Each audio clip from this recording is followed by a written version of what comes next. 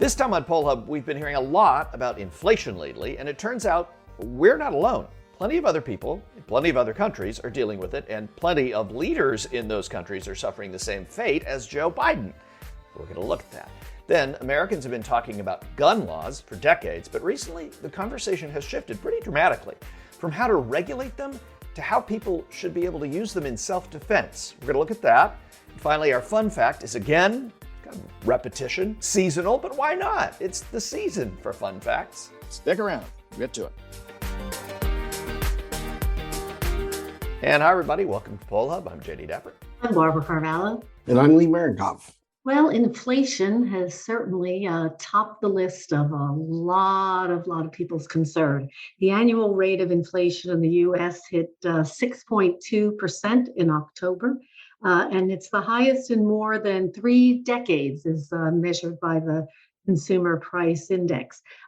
I don't think any of us are really surprised that the economy is having some, fits and starts, but I don't think there was expectation that economically, at least in terms of most numbers, not inflation, but in terms of most numbers, that we would be doing as well as we are. And I think some of that has caused some issues with inflation because, businesses are struggling to meet demand. And supply chain has become part of our everyday conversation. It certainly hasn't gone unnoticed by Americans. I mean, we've seen rises in pricing for housing, food, gas prices, just about everything. And in our latest NPR Marist poll, 39% of Americans actually put inflation at the top of the list of their economic concerns, driven by Republicans. So guys, it's noticed, it's a concern. Is it getting laid at anybody's doorstep or any place in particular? Is it business, politics? Who's getting the brunt of the blame? It hasn't done President Biden any good. I think we've seen his numbers had been dropping, and then he sort of plateaued in the low to mid 40s. And any kind of recovery in his numbers, I think, is going to be some degree predicated on the economic numbers recovering with inflation. I must say, he may be getting a raw deal because a lot of the other measures of economic strength and growth are very positive. And to say that he's doing a bad job in the economy while unemployment has dropped from 6.3 to 4.6, sort of suggests a kind of mixed message. So why is inflation resonating, but the job numbers aren't? I think part of it is that it's the pocketbook thing, and inflation is closer to the pocketbook than job numbers. When there isn't large-scale unemployment, a change from a 6% to a 4% is probably a lot less noticeable to people. But what's interesting about this, I think, that we found is we do focus in our polls on the U.S. Right? We talk to American voters or American adults, and this is not an American problem. Inflation is the world, and it's not just in the countries like, we've heard about 1,000% inflation rates in Argentina back in the day and things like that, but it's not just in those places. The inflation rate between the third quarter of 2019 and third quarter of 2021, when you rank major countries, the U.S. is third behind Brazil and Turkey, but New Zealand is fourth. Estonia and Spain are fifth and sixth. Germany is in there, not far below us. This is a problem of the industrialized world, at least the industrialized world, if not the entire world. And so I think it's interesting when we talk about how the impact on Biden's inflation rate, we also have looked at how this inflation is affecting world leaders. And world leaders in their own countries, among their own voters, are suffering much of the same fate that Joe Biden is. So he's not alone. It's got good company, not in a good party. It's a bad party to be at, but he's got good company. Well, I think also, part of the Biden problem, which may underscore the extent to which he's trying to go, counter stream here, is that he's spent so much time on the infrastructure battles and the Build Back Better battles and people think he's been not watching the inflation numbers. He doesn't even it's a question of how involved is he, and it's sort of the if you want to find a target and you want to cast blame, as you say, Jay, it's the price. It's at the pump. It's the cost of this visit to the supermarket. These are the visible things. But also, I mean, I think Biden was also elected and came in on the concerns about coronavirus. And although there are certainly, there's worry about that with the new variant that's been discussed to a great deal on the cables and particularly in social media. So is the transition to the economy something that he just hasn't put on the top of his list? Well, I think this is the same problem these world leaders face, though, because look at Justin Trudeau, 43% in this morning consult poll where we're looking at all these numbers. Biden's at 44, he's 42 in our poll. Boris Johnson, 40% in Britain. Nobody's doing great, right? None of these leaders, and Johnson's a conservative, Trudeau's a liberal, nobody is doing great. Angela Merkel, who's out the door, is doing the best at 54% among the Western leaders. And the new prime minister in Italy is at 58% in this particular poll. So we're talking about inflation, and Americans, when we ask them, are concerned about inflation, and that is something that's immediate. But what's not immediate, and what's now 18, 19, 20, 22 months old, is COVID, this long fatigue about COVID. And every one of these leaders in every one of these countries is facing the same issue, which I think is, it doesn't matter if you're a liberal or a conservative or Democrat or Republican in any of these countries, you're just sick of where we're at. Yeah. And so incumbency becomes the Achilles heel, but not so much for Congress. We're not hearing that. Well, nobody likes Congress. Yeah. So, but we're not hearing that. It's not like they had any place to go. But we're not assuming that incumbents are going to get thrown out in wholesale numbers in the midterms. The question is, minimal shifts that change the majority. Right. And that just happened in Canada. So, Justin Trudeau's party, it looked like they might lose in recent elections, and they didn't. They hung on. Yeah. So I think you're right that, incumbency is not the place you want to be right now, but that doesn't necessarily mean down the ballot. And in the US, that would be in the House. That means that everybody's going to get thrown out. Then again, is this going to be 2010 all over again with the Tea Party? Who knows? Yeah. So the buck stops in the Oval Office. We've heard that one before. Right. Is there any place internationally that is faring better in this kind of global economic upheaval than we are? Well, the countries that have the highest approval ratings, the leaders are Prime Minister Modi in India and the President of Mexico, Lopez Obrador. But it's a little hard, I think, for us to consider these two countries to be in some ways in the same kind of realm as the democracies of Western Europe that we're talking about. There are significant differences.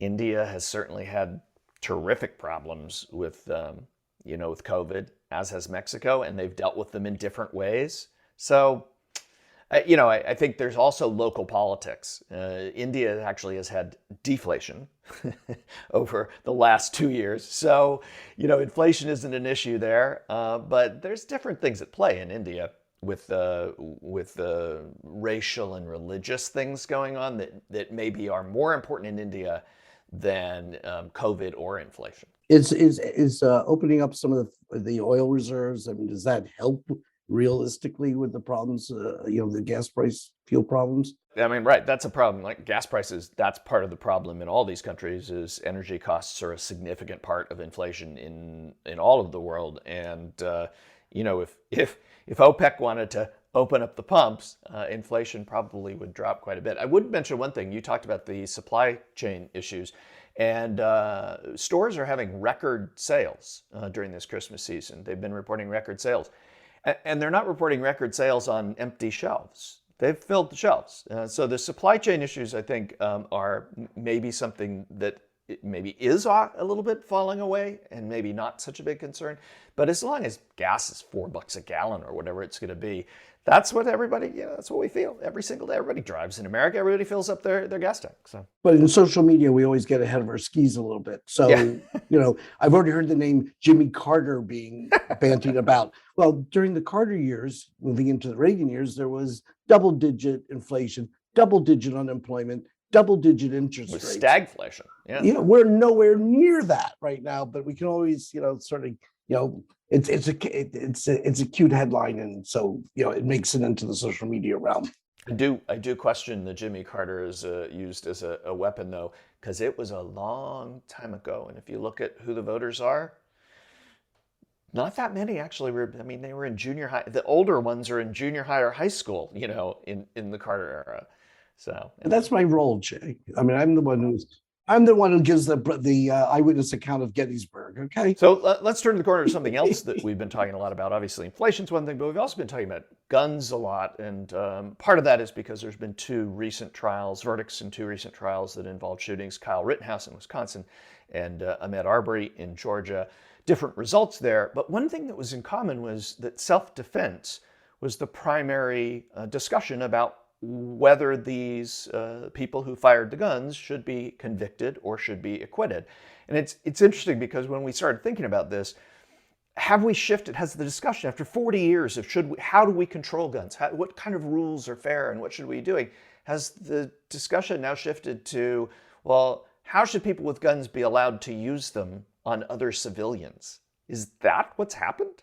Well, I think it's certainly Americans' attitudes on gun control has been fairly actually consistent, and there is a consensus for significant restrictions on guns, although everyone wants gun ownership certainly to remain legal. And there's some, common sense, I think, restrictions that have actually fallen, along the wayside. But there is a consensus among Americans, about those things, particularly, registration. And I think the discussion sometimes shifts, particularly when we have these high school shootings, as we did in Michigan just recently.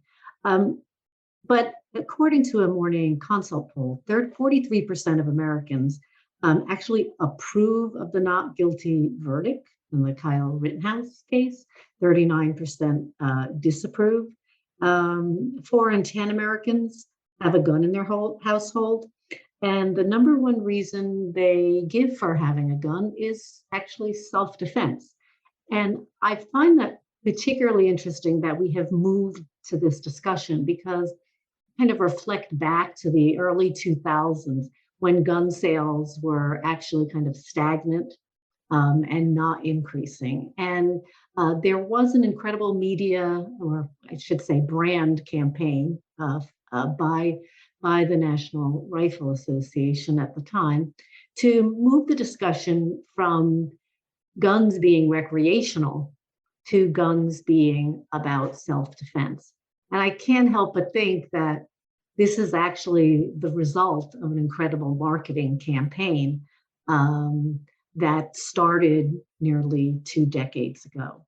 Yeah, and I'll say we've gone so far down the line in this discussion that in the Rittenhouse case, he's being seen as a martyr now. I mean, this isn't whether you think he was acting in self-defense or not, and that he should have been convicted. The idea here is this is a person who did go out there, grabbed that automatic weapon, headed to the unrest, and 3 people died at his hand. That's not for me, the martyrdom syndrome. That's like a tragedy. Lee, two people were killed. Oh, sure, you're right. Yeah. One was injured. Thank you for that correction.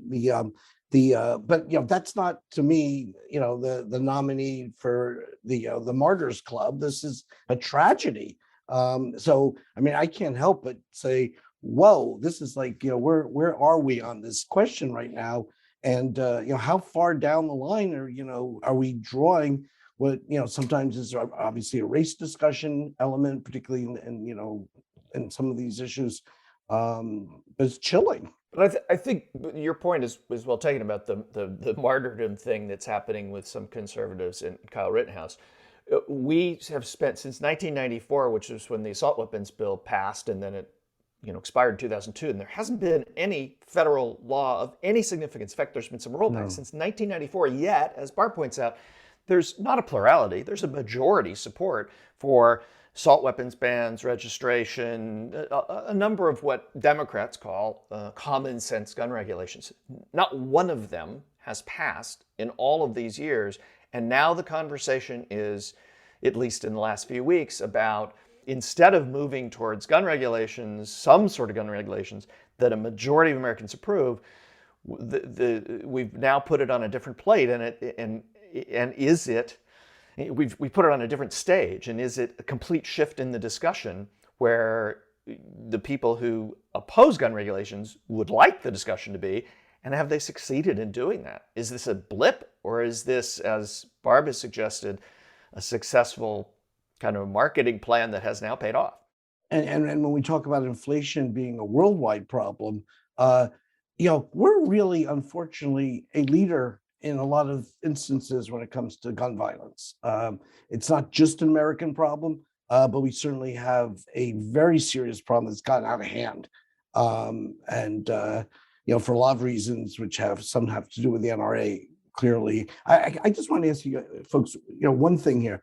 I saw the videotape in Michigan, and as some of you may have, and I found it very chilling with the students in the classroom and the alleged shooter outside wanting entrance, and these students having the wisdom to not do that because the person on the other side of the wall referred to them as come on, open it up, bro, and they thought that was a signal that this was not a sheriff, and then they all took off, and I just thought that video, which had no gunfire in it, placed you as an individual in that room. And I found it to be incredibly chilling, and very powerful. And you could put yourself in identifying and say, would I have been that smart to have emptied out through the window? And obviously, in most schools, you probably can't. The windows are sealed or too high to get through. This was, fortunate.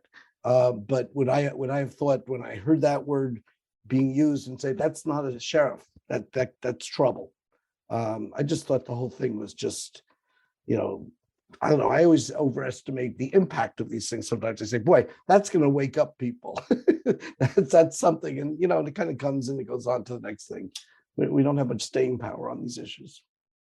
Well, even guns aside, it's I think this also speaks to just the polarization that we have. I know we talk about that, an awful lot, but how we can't get a civil discussion, either in our legislatures at the state or national level, and that it is all about the posturing, and the discussion becomes the two extremes of the debate, rather than where we clearly do see that there can be a meeting of the minds.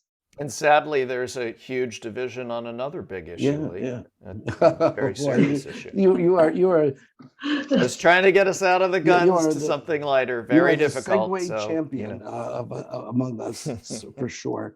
Well, I did look at my calendar, and I saw it was kind of like getting to be the holiday season, already is for some folks. And then the question becomes, winter. And I think I know some of these answers, but we did locate via the Roper Center a CBS News poll, which was done in January of 2016. And it had to do whether people prefer a winter with snow, a winter without snow, or whether it doesn't matter to you either way. And I think there's maybe a slight geographic response to this, but the with snow, 37, without snow, 31, and doesn't matter, 32. So we do not have a consensus for snowmen here. I think that's the only thing that you can conclude from it. But I would venture to say that, I don't know, Jay, I'm going you with the snow, Barb without the snow. Yeah. And I really couldn't care. I have my snow tires. I drive carefully. As long as they plow the roads, I'm good. At Thanksgiving, this actually almost became a really contentious discussion. because we have skiers in the family, and then just kind of, warm weather folks. And then you are correctly, I am definitely I am against snow. I do appreciate it when it's decorative, meaning probably about an inch or two, as long as it doesn't make the roads icy. I don't have to shovel the walk. I think it's very pretty, especially around the holidays. But other than that, it's a nuisance. More than a nuisance, when does your mood revert back to Well, positive? that has to do, I think, just with light itself. I am solar powered. And so when the amount of light in the day does recede, which it is getting to the point where I'm almost turning the corner for this time. But yes, I do want to hibernate, and I don't really want to do too much of anything. So Jay, did I guess right on the snow or not? Yeah, I mean, if you get to live in this climate, yeah. But I do think your point at the top is, I mean, this is entirely geographic. I mean, Marcello's in Hawaii. So Marcello, words right out of my mouth. are you looking, would you prefer a winter with snow, without snow, or it doesn't matter either way? And please stare at the palm tree while you answer this. Oh, come on, but Marcello has experienced both. He has, but I think I'm in the sweet spot because I get warmth all around, and then I get a week or two, as much cold as I wish to be back for, and then back to warmth again. So. Okay, we hate you, so I just want you to know that. So, no, I'm just kidding. We choose to live where we live anyway. So I just think it's totally geographic. That's just my point. It's like, you ask people in Texas or Florida, do you want a winter with snow? It's like, they're probably that doesn't matter because they don't have to deal with it. So when you said geography, Mary Griffith is back. She is back with us. She's back from maternity leave. She has a brand new family member, as we have mentioned earlier, baby G. So when you said geography, I thought you meant the difference from where you live in upstate New York and where Mary lives in downstate New York. Whoa. I'm suburban. Upstate. No, Jay. Oh, Jay Jay. is upstate. Okay. We actually cover, all the geographies here, the New York State geographies. So welcome back, Mary. Do you want to weigh in on this, I wouldn't say hot topic? Bone-chilling topic. Thank you. I used to love snow, but now that there are no snow days for the kids, I hate snow. How about your kids? They still think that there are snow days. That hasn't quite caught on yet that there's a future without snow days, and they will be remote from now on. So I think that's traumatic. Yeah, I think once they realize it's all over for them too, it's just going to be, I can't go play out in the snow while I'm on a virtual lesson. So. Hey, so there's a future poll question. We should be asking parents in one of our next national polls. Do you think that there should continue to be snow days, or are virtual snow days good for kids? There you go. We all need one of those. We could make some news with that one. No, we already have a sample of one, and I think that's, Mary, you're very, very representative there. I think I'd be surprised if it was anything else. But it will come in soon enough that we will be out there measuring the inches and hoping that the meteorologists' forecasts are, should I say, better than some of the pollsters. Welcome back. Thank you. That'll do it for Poll Hub this week. Poll Hub is a production of the Marist Poll at Marist College in Poughkeepsie, New York. Mary Griffith is our executive producer. Casey Schaff is our production supervisor. Poll Hub team includes Ashley Marcinek and Marcello Bettman. If you enjoy Poll Hub, please consider leaving a review. Positive reviews help other like-minded listeners find us. If you'd like to learn more about polling and survey science, check out the Marist Poll Academy. It's our free online learning portal. If you've got questions, tweet them to us at Marist Poll. Finally, however, wherever you listen to Poll Hub, there is a subscribe button. Click it, and the latest episode will be ready for you in your podcasting app as soon as it's released. We'll see you next time.